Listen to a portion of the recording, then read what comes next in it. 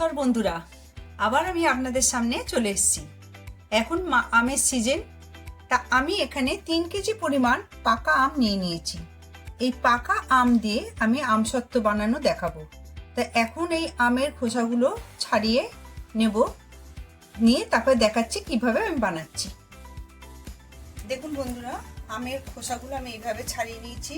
এই যেহেতু পাকা আম, এই আমগুলোকে এইভাবে হাত দিয়ে যদি এরকমভাবে চটকানো যায় তাহলে কিন্তু এতে বেরিয়ে আসবে। আমরা কি করব, একদম এর মধ্যে এই কারণেই ছাঁকবো, আমের মেন শাঁসটা বেরিয়ে যাবে, আর যেটা ছিবড়ের মতন থাকবে সেটা কিন্তু আমরা বার করে ফেলে দেবো। সেই ছিবড়েটা কিন্তু আমি নেবো না। মানে এই ছাঁকনিটা ব্যবহার হচ্ছে কারণ ওই ছিবড়েটা থেকে মেনলি ওই রসটা, মানে মেন রসটাই বের করে নেবো। আর ছিবড়ের মতন যেটা থাকবে এটার মধ্যে, কারণ এই যে এইভাবে করলে পরে এই যে দেখুন, এই দেখুন আসল যে রসটা বেরিয়ে যাচ্ছে। এইভাবে আমি সব আমগুলোকে আমি বার করে নেব।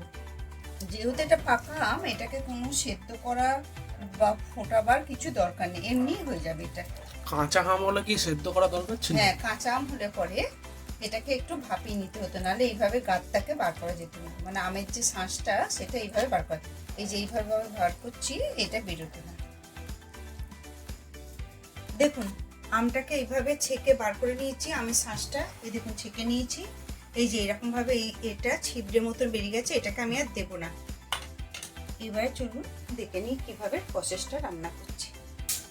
দেখুন বন্ধুরা, কড়াইতে আমি এখানে তেল বা জল কিছুই দেবো না, এটার মধ্যে শুধু এই যে আমের শাঁসটা আমি এতে ঢেলে দেবো। পুরো ঘরটা পুরো আমের গন্ধে মোমো করছে। এখানে যেহেতু 3 কেজি আম আছে, এর মধ্যে আমি দিয়ে দেবো, আমি এখানে বিট নুন ব্যবহার করব। দেখুন 1 চামচ বিট নুন। আর যেহেতু এটা পাকা আম, এই আমটা এমনি অনেক মিষ্টি, এটা আমার 1/2 কিলোর কৌটো, আমি এর থেকে অর্ধেকটা চিনি ব্যবহার করলাম, অর্থাৎ 250 গ্রামের মতন আমি চিনি ব্যবহার করলাম। আর আমি চিনি দেবো না, কারণ আমের এটা খুবই মিষ্টি। এইটা দিয়ে আমি এটা নাড়তে থাকবো। আর এটার সঙ্গে যেটা দেবো, যেহেতু আম সত্ত্বটা এটা আমরা একদিন আমরা খেয়ে শেষ করতে পারি না, এটা মোটামুটি বছরখানেক রাখা যায় বা অনেক দিনই রাখা যায় ঘরেতে। এর জন্য এটা রাখার জন্য দেখুন পাতিলেবু কেটে নিয়েছি। এই পাতিলেবুর রস আমি এতে দিয়ে দেবো। এবার আমের টক বুঝে আপনারা মিষ্টিটা দেবেন। যেই রকম আমের যেরকম টক আছে সেই আমে কিন্তু সেই ততটা পরিমাণ চিনিটা দেবেন। আমার যেহেতু এখানে 3 কেজির মতো আম আছে, সেই জন্য আমি এখানে একটা এরকম 4 পিস টুকরো লেবুর রস দিচ্ছি। যদি আপনাদের ঘরে কারোর লেবু না থাকে, পাতিলেবু, আপনারা তাহলে এর বদলে ভিনিগারও ব্যবহার করতে পারেন। আর এটা কিন্তু ক্রমাগত নাড়তে থাকবে, নাহলে কিন্তু এটা আটকে যাবে। এই আমের এটা সমান, এটা এভাবে নাড়তে থাকবে। আর এটার সঙ্গে আমি একটু যেটা দেবো, খুব সামান্য পরিমাণে দেখুন একটু গোলমরিচের গুঁড়ো দেবো, খুব বেশি দেবো না, অল্প 1 চামচ, ছোট চামচের 1 চামচ, আর কিছু দেবো না। দিয়ে এটা ক্রমাগত আমি নাড়তে থাকবো। এটা কতক্ষণের জন্য নাড়তে থাকতে হবে? এটা যতক্ষণ না এটা একটু এরকম টাইট হয়ে যাবে, মানে একটু গাঢ় যতক্ষণ না হবে। কিন্তু খুব আঁচটা বেশি হতে, দেখুন আঁচটা আমার কমানো আছে, দেখুন মিডিয়ামে। এটা কিন্তু ক্রমাগত নাড়তে হবে, লেগে যাবে।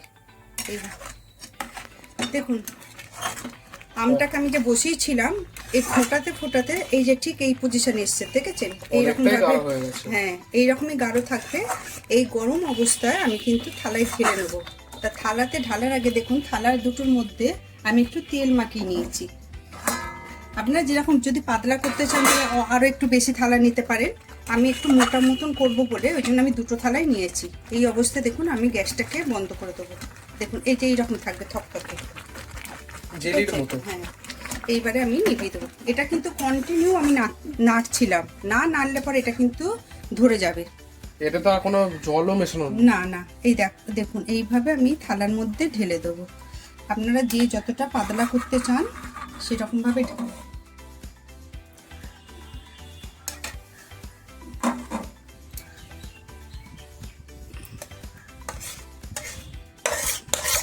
কি এটাকে আমরা ঠান্ডা করতে দেবো?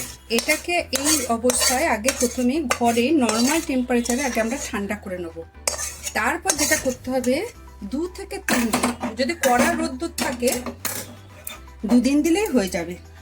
আগে প্রথমে এই অবস্থায় দেখুন, এই যে এরকম ভাবে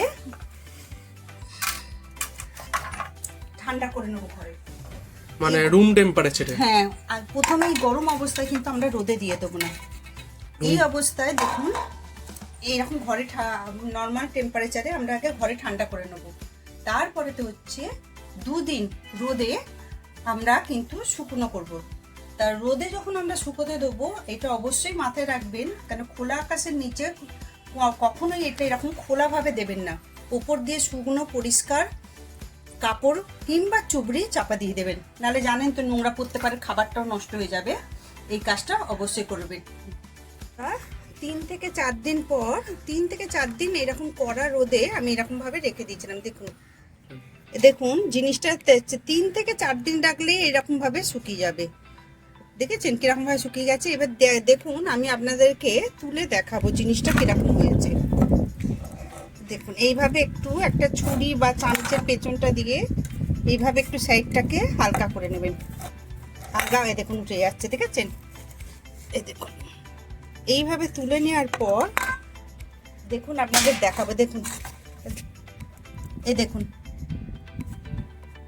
দেখুন আস্তে আস্তে টেনে টেনে তুলবেন, কারণ এটা 3 থেকে 4 দিন এরকম রোদে রেখে দিলে দেখবেন পুরোটাই কি সুন্দর ছেড়ে উঠে আসবে। মিনিমাম 3 থেকে 4 দিন একদম কড়া রোদে রাখতে হবে। এখন একটু বর্ষাকাল চলছিল, তাই জন্য একটুখানি বেশি সময় লেগেছে আমাদের, কিন্তু আপনারা একদম কড়া রোদ যদি পান মিনিমাম 3 থেকে 4 দিন রাখবেন, তারপরে দেখবেন এরকম উঠে যেতে পারবে।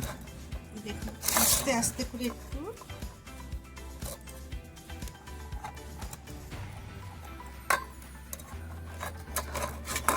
দেখুন এরকম পুরো উঠে যাবে। এই দেখুন,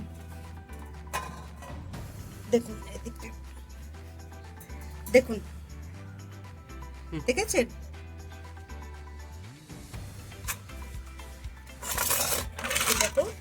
এইভাবে আপনারাও বাড়িতে বানিয়ে রাখতে পারেন।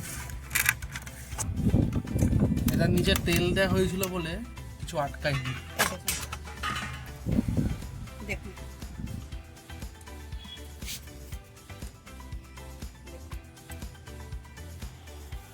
এইভাবে বানিয়ে আপনারা সারা বছরই ঘরে রাখতে পারেন।